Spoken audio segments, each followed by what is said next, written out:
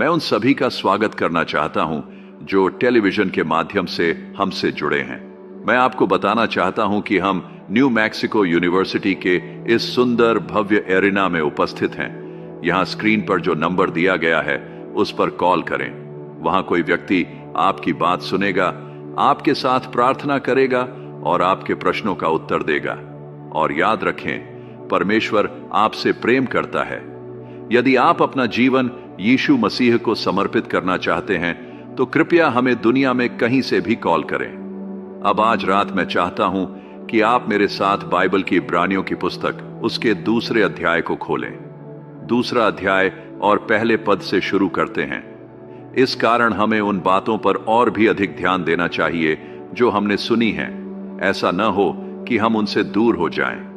यह ग्रीक भाषा में बहुत ही प्रभावशाली और दृढ़ भाषा में लिखा गया है। दूसरे शब्दों में यहां पुराने नियम की बात हो रही है। पुराने नियम का अध्ययन और पाठ बहुत महत्वपूर्ण है। इस पर ध्यान दें, इसे पढ़ें ताकि आप उन शिक्षाओं को भूल न जाएं जो उसमें दी गई हैं। शास्त्र कहता है, हर एक अपराध और हर एक अवज्ञा का न्याय उचित दंड के साथ हुआ। तो यदि हम इतने महान उद्धार की उपेक्षा करें तो हम कैसे बच सकेंगे? यहां पर उद्धार की बात की जा रही है जो यीशु मसीह के द्वारा आया। कैसे यीशु मसीह स्वर्ग से नीचे आए, जैसा कि हमने कुछ समय पहले सुना, और वे स्वर्गदूतों से थोड़ा हीन बना दिए गए। अब निश्चित रूप से मसीह स्वर्ग के सभी स्वर्गदूतों, प्रधानताओं और शक्तियों से कहीं ऊंचे हैं। वे संपूर्ण ब्रह्मांड और स्वर्ग की व्यवस्था में सर्वोच्च हैं। लेकिन जब वे पृथ्वी पर आए तो वे हमारे समान बनने के लिए स्वर्गदूतों से भी निम्न कर दिए गए। और जब आप यीशु मसीह को अपने उद्धारकर्ता के रूप में स्वीकार करते हैं तो आपको स्वर्गदूतों से भी ऊंचा बना दिया जाता है। आप प्रभु यीशु मसीह के संयुक्त वारिस बन जाते हैं। और जब तक आप स्वर्ग नहीं पहुंचेंगे, आप यह पूरी तरह समझ नहीं पाएंगे कि मसीह को ग्रहण करने का वास्तव में क्या अर्थ है। यह अनुवाद न केवल अर्थ को बनाए रखता है बल्कि इसे प्रभावशाली और समझने योग्य भी बनाता है। अगर आपको इसमें कोई बदलाव चाहिए तो मुझे बताइए। पूर्ण उद्धार क्या है? लेकिन जब मैं इस पीढ़ी के भविष्य को देखता हूं तो यह कोई सुंदर तस्वीर नहीं है। वास्तव में आज जो बातें कही जा रही हैं वे बहुत निराशाजनक और लगभग निराश्रय हैं। कुछ समय पहले मुझे एक रेडियो प्रस्तावक का पत्र मिला। उन्होंने लिखा, बिली, मैं तुम्हारा प्रचार सुनता हूं, लेकिन तुम्हारी बातें बहुत निराशाजनक होती हैं। हमें थोड़ी आशा दो। लेकिन मैं थोड़ा यिर्मयाह नबी की तरह हूं। मेरी पत्नी कभी कभी मुझे यिर्मयाह कहती है, क्योंकि यिर्मयाह ने 40 वर्षों तक देखा कि कैसे उसका देश नष्ट होता गया। उसने अपने राष्ट्र को बंदी बनाए जाते देखा। उसने यरूशलेम को नष्ट होते देखा। वह इन सभी घटनाओं का साक्षी बना। इसीलिए उसे रोने वाला नबी कहा जाता है। आज जब मैं अमेरिका और पूरी दुनिया को देखता हूं तो मैं ईमानदारी से कहता हूं, मेरा हृदय रोता है, मेरी आत्मा विलाप करती है। मैं परमेश्वर से पुकार कर कहता हूं, हे परमेश्वर, हम कैसे बचेंगे? अब यह सब तेजी से हमारी ओर बढ़ रहा है। घटनाएं बहुत तेजी से घट रही हैं। हम पूरी दुनिया में देख रहे हैं कि पुरानी परंपराएं, लोगों के विश्वास हिल रहे हैं, ढह रहे हैं। और हम खुद से पूछते हैं, क्या कोई आशा बची है? निराशा की विचारधारा लंदन के एक संपादकीय में हाल ही में लिखा गया। पश्चिमी सभ्यता आत्महत्या कर रही है। अमेरिका के एक प्रमुख धर्मगुरु हाल ही में एशिया गए। वहां से लौटकर उन्होंने कहा, मेरी सभी धारणाएं बदल गईं। मैं एक आशावादी बनकर गया था, लेकिन अब मैं निराशावादी हूं। मुझे नहीं लगता कि दुनिया अधिक समय तक टिक पाएगी। आज निराशा की एक पूरी विचारधारा फैल रही है। ब्रिटिश दार्शनिक बर्ट्रैंड रसेल ने मरने से पहले कहा था, हमारी सबसे बड़ी आशा केवल अडिग निराशा हो सकती है। जरा सोचिए, इतना महान व्यक्ति, एक बुद्धिजीवी, कहता है, हमारी आशा केवल निरंतर निराशा में है। हर जगह निराशा फैली हुई है। हाल ही में एक समाचार शीर्षक में लिखा गया, वैज्ञानिक निराश, परमाणु घड़ी को फिर से आगे बढ़ाया गया। लेकिन बाइबल हमें इफिसियों की पुस्तक में बताती है, तुम मसीह के बिना थे, इसलिए तुम्हारे पास कोई आशा न थी और तुम इस संसार में परमेश्वर के बिना थे। यदि मेरे पास मसीह न होते तो शायद मेरे पास भी कोई आशा ना होती। कुछ हफ्ते पहले एक अमेरिकी सेनेटर ने मुझसे कहा, मैं सीनेट के डाइनिंग रूम में कुछ सेनेटर मित्रों के साथ था, क्या आप आशावादी हैं या निराशावादी? उस सीनेटर ने मुझसे पूछा, बिली, तुम आशावादी हो या निराशावादी? फिर उन्होंने कहा, यहां टेबल पर इस बारे में बहस हो रही है। मैंने उत्तर दिया, मैं आशावादी हूं। उन्होंने फिर पूछा, तुम इस दुनिया में आशावादी कैसे हो सकते हो जहां इतनी निराशा है? अब यह सवाल एक अमेरिकी सीनेटर पूछ रहा था जो वर्षों से सीनेट में रहा है। मैंने कहा, मैं आशावादी हूं क्योंकि मैंने बाइबल का आखिरी पन्ना पढ़ लिया है। मुझे पता है कि अंत में सब कुछ ठीक हो जाएगा। परमेश्वर की एक योजना है। हम कैसे बच सकते हैं यदि हम इतने महान उद्धार की उपेक्षा करें? जब मैं आज की दुनिया को देखता हूं तो मुझे स्थायी शांति की बहुत कम उम्मीद दिखाई देती है। मैं अमेरिका और दुनिया को देखता हूं और मुझे हर जगह भ्रष्टाचार दिखाई देता है। जहां भी हम मुड़ते हैं हमें भ्रष्टाचार ही मिलता है। हर बार जब कोई जांच समिति बनाई जाती है तो वे सांपों का झुंड उजागर कर देते हैं। स्थानीय सरकारें, राज्य सरकारें, संघीय सरकारें, बिजनेस और व्यापार जगत, हर क्षेत्र में हम देखते हैं कि लोग धोखाधड़ी कर रहे हैं, झूठ बोल रहे हैं, नियमों को तोड़ रहे हैं और स्वार्थी निर्णय ले रहे हैं। सभी ने पाप किया है। इसका मतलब यह नहीं है कि हमारी पीढ़ी पहले से ज्यादा बुरी है। हर पीढ़ी में यही चीजें होती रही हैं। सभी ने पाप किया है। रोमियो 3:23। मनुष्य का हृदय अत्यंत दुष्ट है, कौन इसे जान सकता है? यिर्मयाह 17:9। यह हमेशा से सत्य रहा है। इस दुनिया को बचाने के लिए मैं प्रचार नहीं कर रहा हूं। मैं यहां इसलिए नहीं खड़ा हूं कि इस नाशवान संसार को बचाने का प्रयास करूं। यह दुनिया बचाई नहीं जा सकती। हमने अपनी सभ्यता की नींव एक दरारदार आधार पर रखी है, पाप और अधर्म के आधार पर, और इसे कोई नहीं बचा सकता, न संयुक्त राष्ट्र, न कोई अन्य संगठन। हमें बताया गया है कि हमें शांति के लिए प्रयास करना चाहिए। हमें दुनिया में जो भी अच्छा है उसे बचाने की कोशिश करनी चाहिए, चाहे पूर्व हो या पश्चिम। हमें जीवन को जितना शांतिपूर्ण बना सकते हैं बनाना चाहिए। धन्य हैं वे जो मेल कराते हैं, मत्ती 5:9। लेकिन अंततः हम पूरी तरह सफल नहीं होंगे। हम एक पीढ़ी के लिए शांति बनाए रख सकते हैं। हम यहां थोड़ा सुधार कर सकते हैं, वहां थोड़ा सुधार कर सकते हैं, लेकिन अंत में हम न्याय की ओर बढ़ रहे हैं। एक महान क्लेश, ट्रिब्यूलेशन आएगा। एक मसीह विरोधी एंटी क्राइस्ट प्रकट होगा और फिर परमेश्वर का न्याय होगा।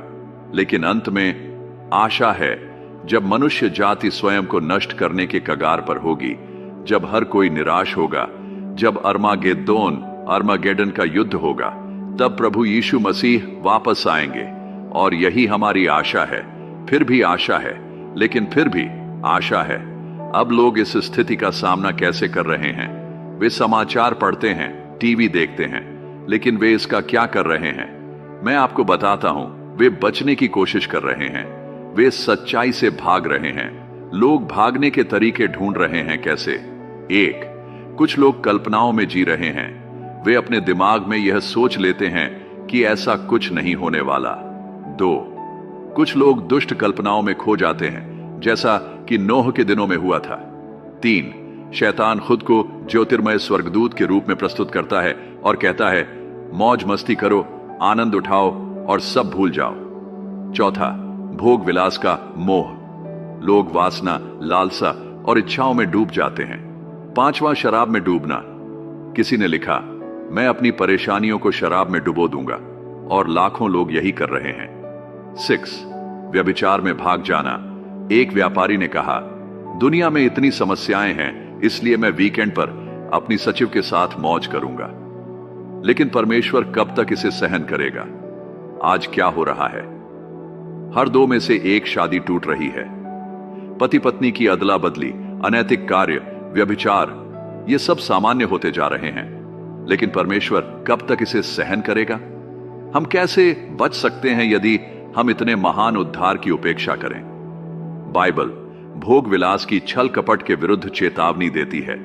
यह कोई हल्की बात नहीं है। जॉन स्टीनबेक ने एडलाई स्टीवेंसन को एक पत्र लिखा था। उस पत्र में उन्होंने कहा, यदि मैं किसी राष्ट्र को नष्ट करना चाहता तो मैं उसे बहुत अधिक दे देता, फिर वह घुटनों के बल गिर जाता, लालची, दुखी और बीमार। उन्होंने आगे कहा, अभी अमेरिका की यही स्थिति है। बाइबल हमें चेतावनी देती है। याकूब 5:3 में लिखा है, तुम्हारे सोने और चांदी में काई लग गई है और वह तुम्हारे विरुद्ध गवाही देगी और तुम्हारे शरीर को आग की तरह खा जाएगी। तुमने अंतिम दिनों के लिए धन संचित किया है, लेकिन फिर भी तुम उसे खर्च नहीं कर पाओगे। बाइबल पूछती है, यदि कोई मनुष्य सारा संसार प्राप्त कर ले परंतु अपना प्राण खो दे तो उसे क्या लाभ होगा? और यही तुम में से बहुतों के साथ हो रहा है। तुम दुनिया की दौड़ में लगे हो। तुम संसार के एक छोटे से कोने पर कब्जा जमाने की कोशिश कर रहे हो, लेकिन इस प्रक्रिया में तुम अपनी आत्मा खो रहे हो। हम कैसे बच सकते हैं यदि हम इतने महान उद्धार की उपेक्षा करें? हाल ही में एक प्रसिद्ध अमेरिकी सीनेटर की पत्नी ने कहा, हे परमेश्वर, सारी खुशी कहां चली गई? सच्ची खुशी, शांति और आनंद गायब होते जा रहे हैं। लोग डर के साए में जी रहे हैं। रात को शहर की सड़कों पर चलने से डरते हैं। लूटपाट, हिंसा, हत्या बढ़ रही है। और फिर सवाल आता है, हम कैसे बच सकते हैं? लेकिन परमेश्वर ने हमें अंतिम उद्धार का मार्ग दिया है। क्या आप इसे स्वीकार करेंगे? आत्महत्या एक खतरनाक बचने का रास्ता और अंततः सबसे खतरनाक रास्ता आत्महत्या है। हाल ही में हमारे समय के एक महान धर्मशास्त्री, जो एक प्रतिष्ठित धर्मशास्त्र विद्यालय के अध्यक्ष थे, उन्होंने और उनकी पत्नी ने आत्महत्या करने का निश्चय किया और 3 सप्ताह पहले अपने जीवन का अंत कर लिया। आज दुनिया भर में लोग आत्महत्या कर रहे हैं। आमोस की भविष्यवाणी। लेकिन क्या आप जानते हैं कि बाइबल क्या कहती है? आमोस 9:2 में लिखा है, चाहे वे अधोलोक में छिप जाएं, मैं उन्हें वहां से निकाल लूंगा। चाहे वे स्वर्ग पर चढ़ जाएं, मैं उन्हें वहां से गिरा दूंगा। युवा पीढ़ी में आत्महत्या बढ़ रही है। 19 वर्ष से कम उम्र के युवाओं में आत्महत्याओं की संख्या पिछले 2 वर्षों में दोगुनी हो गई है। अकेले अमेरिका में पिछले साल यह संख्या दोगुनी हो गई। यानी हमारी युवा पीढ़ी खो रही है। वे निराशा में डूब रहे हैं। बचने का दूसरा रास्ता उग्रवाद। विशेष रूप से विश्वविद्यालय परिसरों में आज के युवा उग्रवादी विचारधाराओं की ओर भाग रहे हैं। वे सोचते हैं कि हमें सरकार को उखाड़ फेंकना चाहिए। वे सोचते हैं कि हमें क्रांति करनी चाहिए। वे सोचते हैं कि हम इस व्यवस्था को बदल देंगे। लेकिन क्या यह सही समाधान है? एक कट्टरपंथी का अनुभव हाल ही में 1960 के दशक में कैलिफोर्निया विश्वविद्यालय से जुड़े एक क्रांतिकारी को एक टीवी शो में दिखाया गया। पहले वह सरकार का कट्टर विरोधी था। वह अल्जीरिया भाग गया और वहां शरण ली, लेकिन अब उसने अपनी दाढ़ी मूंछ काट दी थी। उसने कहा, अगर मैं अमेरिका वापस आ सकता तो मैं उसी व्यवस्था में समाहित हो जाता, क्योंकि मैंने दुनिया घूमकर देखा है कि अमेरिकी व्यवस्था सबसे बेहतरीन है। पाप से कोई नहीं बच सकता। आप क्या करते हैं? आप एक भीड़ के पापी लोगों को हटा देते हैं और उनकी जगह दूसरी भीड़ के पापियों को रख देते हैं। लेकिन कोई भी इंसान पूरी तरह से शुद्ध और निर्दोष नहीं है। सिर्फ एक ही व्यक्ति पूर्ण और पवित्र था, और वह थे प्रभु यीशु मसीह। परफेक्ट इंसान की तलाश व्यर्थ है। आज हम एक आदर्श नेता की तलाश कर रहे हैं। परफेक्ट राजनीतिज्ञ, परफेक्ट व्यापारी, परफेक्ट मजदूर, संघ नेता, लेकिन आपको कोई नहीं मिलेगा। हमें इंसानी स्वभाव को वैसा ही स्वीकार करना होगा जैसा वह है। सच्चाई क्या है? हर कोई पापी है। हर कोई परमेश्वर की महिमा से वंचित है। हर किसी को उद्धार की जरूरत है। आशा कहां है? परमेश्वर का वचन कहता है, जो कोई प्रभु यीशु मसीह का नाम लेगा वह बचाया जाएगा। क्या आप आज प्रभु यीशु को स्वीकार करेंगे? हमारी आशा क्या है? सर विंस्टन चर्चिल ने एक बार कहा था, हमारी समस्याएं हमारे नियंत्रण से बाहर हैं। कोई रास्ता नहीं बचा। लेकिन बाइबल हमें चेतावनी देती है। हम कैसे बचेंगे यदि हम इतनी महान उद्धार को उपेक्षित करें? इब्रानियों 2:3। आपको आशा की जरूरत क्यों है? यह केवल दुनिया की समस्याओं की बात नहीं है। आपकी अपनी व्यक्तिगत समस्याएं भी हैं। आप अपने संघर्षों और दबावों से दबे हुए हैं। आप अपने जीवन की कठिनाइयों से जूझ रहे हैं। आप एक निजी नरक में जी रहे हैं और बाहर निकलने का रास्ता ढूंढ रहे हैं। आपकी स्थिति क्या है? शायद आप कॉलेज में असफल हो रहे हैं। शायद आपका दिल टूटा हुआ है। शायद आपके माता पिता अलग हो गए हैं और आप अंदर से बिखर गए हैं। शायद आपने नशे या शराब का सहारा लिया, लेकिन उससे भी शांति नहीं मिली। आशा के बिना जीवन संभव नहीं। अगर आप अपनी आशा खो देते हैं तो सब कुछ खत्म हो जाता है, चाहे आप युवा हों या बुजुर्ग। एक प्रसिद्ध हृदय रोग विशेषज्ञ ने कहा, आशा वह दवा है जिसका मैं सबसे अधिक उपयोग करता हूं। अगर किसी व्यक्ति को दिल का दौरा पड़ा है तो मैं सबसे पहले उसे आशा देता हूं। एक अन्य चिकित्सा विशेषज्ञ ने कहा, इस अवस्था में आशा किसी भी दवा की तरह महत्वपूर्ण है। रीडर्स डाइजेस्ट में लिखा था, एक व्यक्ति को खुश रहने के लिए 3 चीजों की आवश्यकता होती है। कोई जिसे वह प्रेम कर सके, कोई कार्य करने के लिए, कोई चीज जिस पर वह आशा रख सके। आपकी आशा किस पर है? क्या आप अपनी आशा सरकार पर रखते हैं? क्या आप अपनी आशा शिक्षा प्रणाली पर रखते हैं? क्या आप अपनी आशा धन और संपत्ति पर रखते हैं? मेरी आशा क्या है? मेरा विश्वास इन चीजों पर नहीं है। मेरी आशा प्रभु यीशु मसीह में है। बाइबल कहती है, यीशु मसीह हमारी आशा है। 1 तीमुथियुस 1:1। क्या आप अपनी आशा यीशु मसीह पर रखेंगे?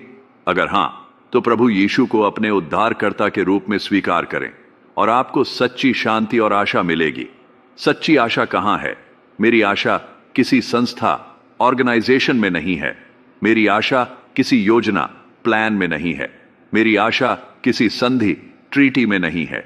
मेरी आशा एक व्यक्ति में है जो परमेश्वर के दाएं हाथ पर विराजमान है, प्रभु यीशु मसीह। बाइबल कहती है, परमेश्वर ने स्वर्ग और पृथ्वी में समस्त अधिकार यीशु मसीह को सौंप दिया है। मत्ती 28:18। मैं क्यों आशा रखता हूं? क्योंकि मैं एक असफल व्यक्ति हूं। मैंने पाप किया है। मैंने परमेश्वर के नियमों को तोड़ा है। मैं न्याय और नरक का अधिकारी हूं। लेकिन यीशु मसीह मेरे लिए क्रूस पर मरे और इसलिए मैं उद्धार, सैल्वेशन पा चुका हूं। मैं बच चुका हूं। मुझे आशा मिल चुकी है। अब मैं न केवल जानता हूं कि मैं स्वर्ग जा रहा हूं, बल्कि मुझे इस जीवन में परमेश्वर की उपस्थिति का अनुभव भी है। क्या आपके पास यह आशा है? बाइबल हमें पुनरुत्थान की आशा के बारे में बताती है। प्रेरित पौलुस कहते हैं, यदि हमारा मसीह में आशा केवल इसी जीवन के लिए है तो हम सबसे अधिक दयनीय हैं। 1 कुरिन्थियों 15:19। क्या आप मसीही हैं? क्या आपने यीशु को अपने उद्धारकर्ता के रूप में स्वीकार किया है? या क्या आपकी आशा केवल इस संसार तक ही सीमित है? एक अनंत नगर की आशा पौलुस कहते हैं। हम एक ऐसे नगर की प्रतीक्षा कर रहे हैं जिसका निर्माणकर्ता और रचयिता स्वयं परमेश्वर है। इब्रानियों 11:10। एक नया स्वर्ग और एक नई पृथ्वी हमारा इंतजार कर रही है। मृतकों का पुनरुत्थान, रेजरेक्शन होगा। हम यीशु मसीह के साथ अनंत काल तक रहेंगे। धार्मिकता की आशा, हम आत्मा के द्वारा विश्वास से धार्मिकता की आशा की प्रतीक्षा कर रहे हैं। जब यीशु ने क्रूस पर कहा, मैं तुमसे प्रेम करता हूं, इसका अर्थ था कि वह हमें हर पाप से क्षमा करने के लिए तैयार है। क्या आप इस आशा को स्वीकार करेंगे? क्या आप यीशु मसीह को अपने उद्धारकर्ता के रूप में ग्रहण करेंगे? हमारी सच्ची आशा। यीशु मसीह में जब कोई हमारे विरुद्ध कुछ करता है तो हम कहते हैं, मैंने तुम्हें माफ कर दिया। लेकिन हम अक्सर उस घटना को याद रखते हैं। लेकिन परमेश्वर ऐसा नहीं करते। वह न केवल क्षमा करते हैं बल्कि भूल भी जाते हैं। जब वह हमें क्षमा करते हैं तो ऐसा होता है जैसे हमने कभी पाप किया ही नहीं। बाइबल कहती है, मैं उनके अधर्म को क्षमा कर दूंगा और उनके पापों को फिर कभी स्मरण नहीं करूंगा। यिर्मयाह 31:34। धार्मिकता की आशा, होप ऑफ राइचियसनेस। अब मैं अपने पापों के साथ नहीं खड़ा हूं। अब मैं यीशु मसीह की धार्मिकता, राइचियसनेस में लिपटा हुआ हूं। जब परमेश्वर मुझे देखते हैं तो वे पुराने पापी जीवन को नहीं देखते। वे यीशु मसीह को देखते हैं जो मेरे हृदय में रहते हैं। बाइबल कहती है, क्योंकि उसने हमें चुना कि हम प्रेम में होकर उसके सामने पवित्र और निष्कलंक हों। इफिसियों 1:4। अनंत जीवन की आशा, होप ऑफ इटर्नल लाइफ। यीशु ने कहा, जो मुझ पर विश्वास करता है उसे अनंत जीवन प्राप्त होता है। यूहन्ना 3:16। इस जीवन के बाद एक अनंत जीवन है। स्वर्ग में हमारे लिए स्थान तैयार है। हम हमेशा परमेश्वर के साथ रहेंगे। यीशु मसीह की वापसी की आशा, hope of the second coming. Bible कहती है, हम उस धन्य आशा और हमारे महान परमेश्वर और उद्धारकर्ता यीशु मसीह के महिमामय प्रगटीकरण की प्रतीक्षा कर रहे हैं। तीतुस 2:13। यीशु मसीह पुनः आने वाले हैं। वे न्याय करेंगे और हमें अपने राज्य में स्थान देंगे। क्या आप इस आशा को स्वीकार करेंगे? यदि आप यीशु मसीह में विश्वास करते हैं तो आपके पास एक अडिग आशा है, एक अनंत जीवन, स्वर्ग का प्रवेश और एक धर्मी जीवन। क्या आप यीशु मसीह को अपने उद्धारकर्ता के रूप में ग्रहण करेंगे? क्या आप इस अद्भुत आशा को अपनाने के लिए तैयार हैं? क्या आप इस महान उद्धार को अनदेखा करेंगे? बाइबल कहती है, हम इस बड़े उद्धार की उपेक्षा करके कैसे बच सकते हैं? इब्रानियों 2:3। क्या आप यीशु मसीह को अस्वीकार कर रहे हैं या आप सिर्फ उनकी उपेक्षा, निग्लेक्ट कर रहे हैं? उपेक्षा का मतलब अस्वीकृति नहीं, लेकिन फिर भी विनाश की ओर ले जाता है। हो सकता है कि आप चर्च जाते हो सकता है कि आप धार्मिक कार्यों में भाग लेते हो, लेकिन क्या यीशु आपके जीवन के प्रभु हैं? क्या वे आपके जीवन में पहले स्थान पर हैं? यीशु कहते हैं, जो कोई मेरे पीछे आना चाहता है वह अपनी इच्छा का इनकार करे और प्रतिदिन अपना क्रूस उठाए और मेरे पीछे हो ले। लूका 9:23। क्या आप मसीह के लिए आगे बढ़ेंगे? क्या आप यीशु मसीह को अपने उद्धारकर्ता के रूप में स्वीकार करेंगे? क्या आप अपने जीवन में उन्हें प्रथम स्थान देंगे? क्या आप अपने पापों से मुड़कर उनकी ओर आएंगे? यीशु के पास आने के लिए आपको बस यह प्रार्थना करनी है, हे प्रभु यीशु, मैं मानता हूं कि मैं एक पापी हूं, मुझे क्षमा करें और मुझे नया जीवन दें। मैं आपको अपने प्रभु और उद्धारकर्ता के रूप में स्वीकार करता हूं। मेरे जीवन का नेतृत्व करें और मुझे अपनी धार्मिकता में चलाए। आमीन। यदि आपने यह प्रार्थना की है तो आपको एक नया जीवन मिला है। यीशु मसीह के साथ आपका भविष्य सुरक्षित है। अब आप मसीह के प्रेम में चल सकते हैं, उम्मीद और उद्धार के साथ। ये स्टेडियम में आ चुके हैं।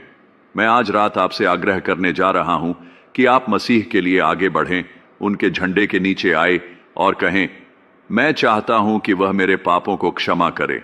मैं जानना चाहता हूं कि मैं स्वर्ग जा रहा हूं।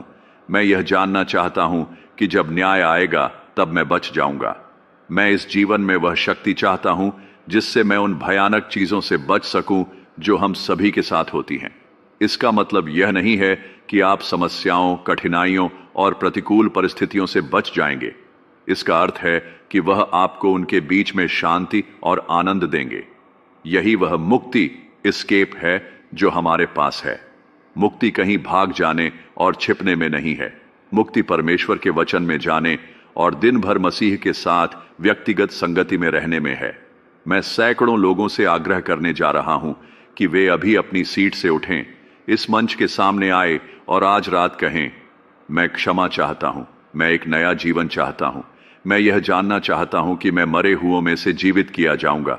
मैं यह जानना चाहता हूं कि मैं स्वर्ग जाऊंगा। मैं आपसे आग्रह करता हूं कि आप उठें और मंच के सामने आकर खड़े हों, और जब आप सब आ जाएंगे तब मैं आपसे कुछ शब्द कहूंगा और आपके साथ प्रार्थना करूंगा। फिर हम आपको कुछ साहित्य देंगे और आप अपने मित्रों के पास वापस जा सकते हैं। बस इतना ही करना है, एक सरल विश्वास का कार्य। आज रात कहें, मैं मसीह को चाहता हूं। अभी उठकर आइए, पुरुष, महिलाएं, युवा, सैकड़ों लोग, हम आपका इंतजार करेंगे। अभी आइए, जल्दी आइए। जैसा मैं हूं, बिना किसी याचना के, परंतु यह कि तेरा लहू मेरे लिए बहाया गया और तूने मुझे बुलाया है। हे परमेश्वर के मेमने, मैं आता हूं, मैं आता हूं। जो लोग टेलीविजन पर देख रहे हैं वे देख सकते हैं कि इस महान विश्वविद्यालय के स्टेडियम में सैकड़ों लोग मसीह को अपना उद्धारकर्ता मान रहे हैं। अल्बुकर्के में हमने शायद अमेरिका के किसी भी अन्य शहर से अधिक लोग मसीह के पास आते देखे हैं। सैकड़ों और हजारों लोग इस सप्ताह मसीह के लिए हां कह चुके हैं। आप भी अभी वहीं प्रार्थना कर सकते हैं, हे प्रभु यीशु, मेरे हृदय में आ जाओ, और वह ऐसा करेंगे। मैं आशा करता हूं कि आप आज रात यह समर्पण करेंगे और अगले रविवार कलीसिया चर्च में जाएंगे। परमेश्वर आपको आशीष दें। यदि आपने अभी मेरे पिता के साथ वह प्रार्थना की है, या यदि आपके पास यीशु मसीह के साथ संबंध को लेकर कोई प्रश्न है, तो कृपया हमसे संपर्क करें।